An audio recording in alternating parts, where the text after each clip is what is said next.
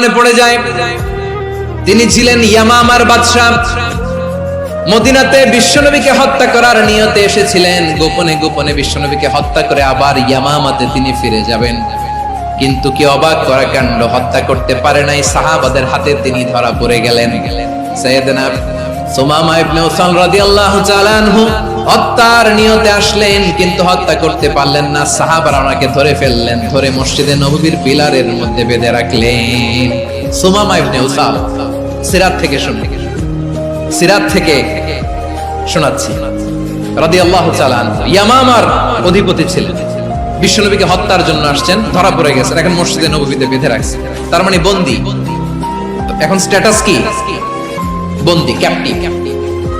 বিশ্বনবী সাল্লাল্লাহু আলাইহি ওয়াসাল্লাম সাহাবাদেরকে বললেন তার খোঁজ খবর নিও, সুমামা ইবনে উসালের খোঁজ খবর নিও। সাহাবারা বলেন ইয়া রাসূলুল্লাহ, আপনাকে হত্যা করতে এসেছে, তার তো কঠিন ক্যাপিটাল পানিশমেন্ট হওয়া দরকার, কঠিন শাস্তি হওয়া দরকার।